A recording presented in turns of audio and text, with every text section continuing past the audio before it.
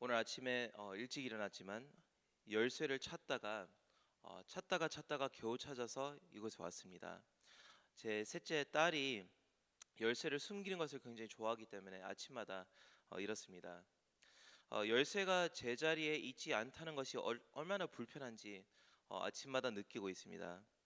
하지만 지금 제가 생각하는 것은 제 열쇠는 찾았지만 제 마음이 제자리를 찾은 상태에서 여기로 왔는지, 내 마음이 있어야 할 곳에 있는 상태로 예배를 드리러 왔는지 물어보게 됩니다.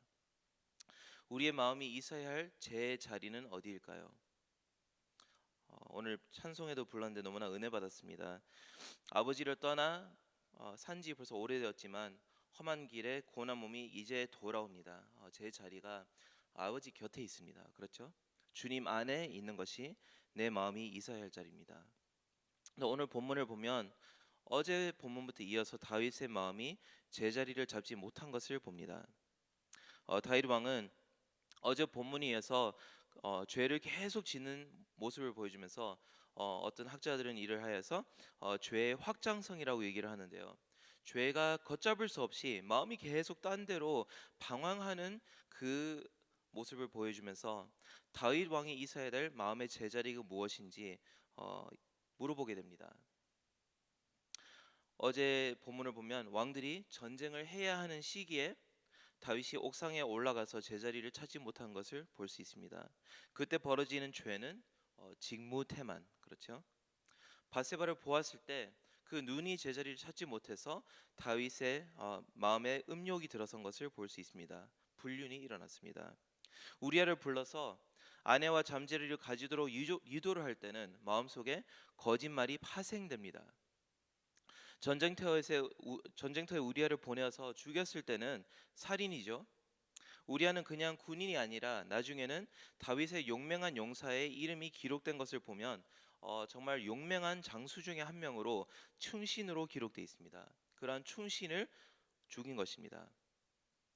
참 무서운 것은 오늘 본문이 다윗이 여전히 마음의 제자리를 찾지 못해서 바세바가 아이를 낳는 장면까지 나옵니다. 즉 다시 말한다면 10개월 동안 바세바의 배가 불러오면서 다윗은 왕으로서 백성과 함께 예배도 드리고 제사를 드리고 시편을 쓰면서 혹은 전쟁을 이끌면서 찬양을 하면서 정치를 하면서 자신의 백성을 다스리면서도 바세바의 배가 계속 불러오면서 회개를 하지 않고 마음이 10개월 동안 제자리를 떠난 것을 볼 수 있습니다. 바세바의 배가 커질수록 누룩처럼 부풀려지는 그 죄를 보면서 저희들의 마음 가운데도 이 죄의 확장성, 마음의 방황을 볼 수 있습니다. 그 결과 그 일이 여호와 보시기에 악하였더라라고 되어 있습니다. 아무리 완전 범죄를 하더라도 목격자가 다 죽었거나 자신의 처가 되더라도 백성이 몰라도 계속 제자리를 지키지 못하고 이탈하는 내 마음을 어떻게 해야 될까요? 교인들에게서 잘 숨겨왔던 내 죄성을 어떻게 감당을 할까요? 많은 사람들이 이 말씀을 읽고 기술적으로 처세술로 죄의 연결고리를 끊으라고 가르칩니다. 제가 이 본문을 너무나 싫어하는 게 많은 사람들이 제 옆에서 다윗의 한 가지 문제점은 바세바였어 이렇게 말을 합니다.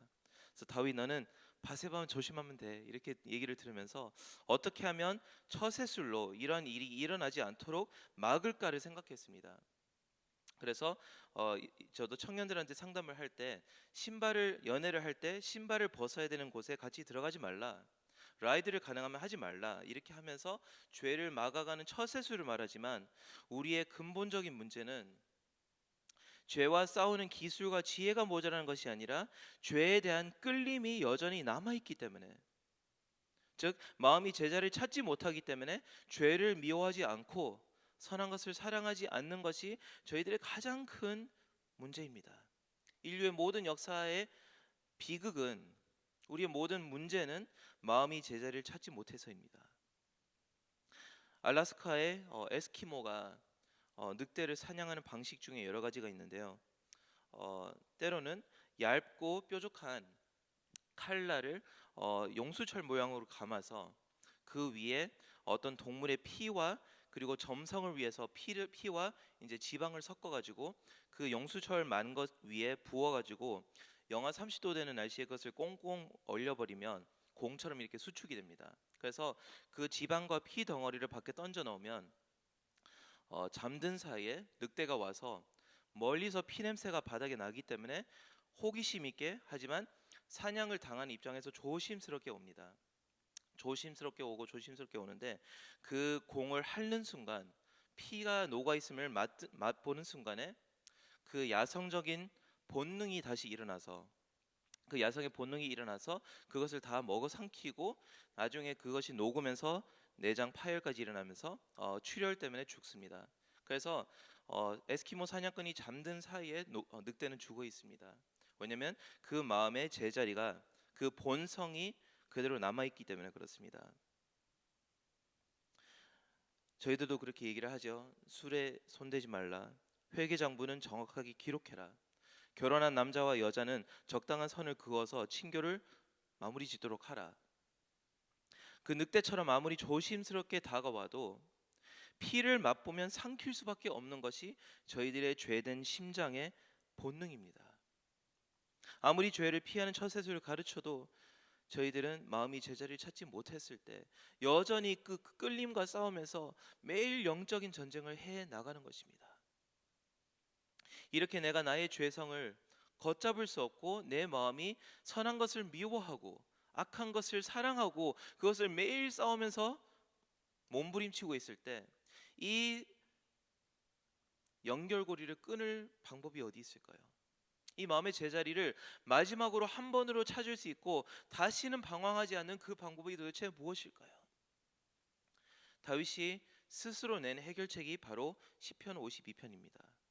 바세바가 간음한 후 쓴 시편이 52편인데 10절부터 12절 읽어드리겠습니다. 하나님이여 내 속에 정한 마음을 창조하시고 내 안에 정직한 영을 새롭게 하소서.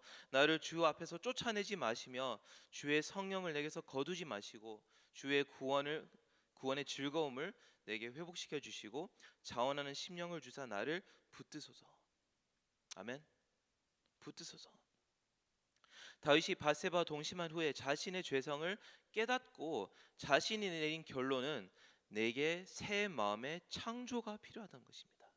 창조. 히브리어로는 바라라는 말이죠. 바라라는 말은 하느님께서 무에서 유를 창조하실 정도로 하나님의 가장 전능하신 모습을 드러내는 단어가 창조라는 말인데 그만큼 죄성을 극복하는 것이 무에서 유를 창조하는 것보다 더 어려운 것이 마음이 제자리를 찾는 것입니다.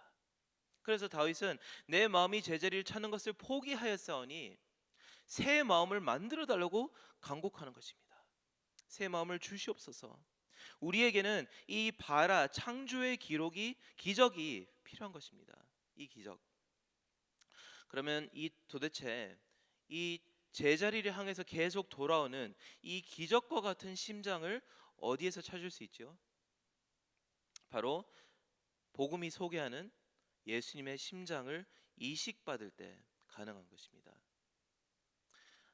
나의 처세술로 나의 행동을 고쳐나가는 것으로는 끝이 나지 않습니다. 새로운 심장을 가지고 선한 것에 대해서 우리의 어떤 맛이 회복되고 그리고 악한 것을 미워하는 하나님의 본능적인 그 심장이 우리에게 회복되어야만 우리는 이 싸움을 승리할 수 있습니다. 옛날에 그 죽은 심장은 기회마다 안 좋게 사용됩니다. 백성이 싸울 때 참여하지 않아 직무에 충실하지 못했습니다. 하지만 예수님의 그 새로운 심장은 사단과 늘 싸워서 늘 승리했기 때문에 그분의 새 심장을 받았을 때 우리는 영원히 영적인 전쟁을 즐기게 됩니다. 선한 것을 원하기 때문에 영적인 전쟁 속에 하나님의 희락을 맛봅니다. 다윗이 죽은 심장으로 바세바를 바라봤을 때는 음욕을 품었지만 다윗에게 만약에 새 심장이 있었으면 바세바를 바라보면서 우리아가 생각나면서 그 옆에서 싸웠을 것입니다. 새 심장이 있었으면. 하지만 예수님은 주위에 늘 여인들이 있었지만 그들을 아끼고 세워주고 복음으로 살렸습니다. 새 심장만 얻으면 주위에 우리도 영혼들을 세우려고 하는 고운 마음이 생깁니다. 우리 교회 속에 여러 가지 살아가면서 분쟁이나 다툼과 미움과 시기가 질투가 있을 때 그것은 마음이 죽어 있기 때문에 아무리 보더라도 좋게 해석되지 않기 때문에 그렇습니다. 미운 사람은 웃더라도 바보처럼 보이죠. 미운 사람은 그렇습니다. 왜냐하면 내 심장이 죽어 있기 때문에 그 사람을 어떻게 보는 나의 렌즈가 달라지지 않는 이상은 해결이 되지 않습니다. 주님께서 십자가의 복음을 통해 우리에게 새 심장을 주셨습니다. 아멘. 저번 주에 성찬식을 했는데 예수님께서 약속을 하시죠. This is the blood of the new covenant that is being poured out for you. 새 언약의 피를 너희들을 위해서 흘리는데 이 새 언약이 무엇인가? 예레미야 31장 31절부터 33절 에스겔서 내가 그들의 마음에 돌로 된 마음을 제하고 새 마음을 주겠노라.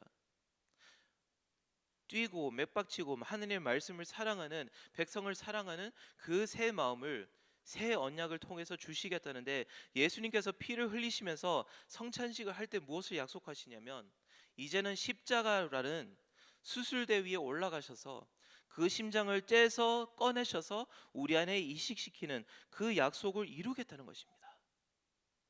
새 언약의 피, 새 언약의 심장.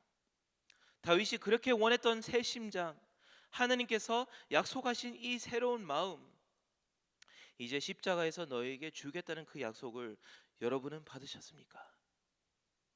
아멘. 받으셨죠. 우리는 성찬을 할 때 우리가 예수의 피를 맛보는 순간 그 늑대가 피를 보았을 때는 맛보았을 때는 본성이 일어나지만 우리가 예수님의 피를 맛보면서 성찬에 참여를 할 때 우리의 마음속에 영적인 선한 본능이 깨어납니다. 얼마나 감사합니까? 이전에는 내 죄의 본능 때문에 이거 하면 안 돼? 이거 하면 안 돼? 라는 유치한 신앙생활을 살아가고 있었습니다. 그것이 전부였습니다. 이거 하면 안 된다는 목록을 쌓아놓으면서 이게 기독교라고 말하고 있습니다. 하지만 새 심장을 얻었을 때는 고백이 달라집니다. 예수 닮기를 원합니다. 선한 싸움을 싸우기를 원합니다. 주님께 순종하고 싶습니다. 악한 것을 미워하고 좋은 것을 사랑하고 싶습니다.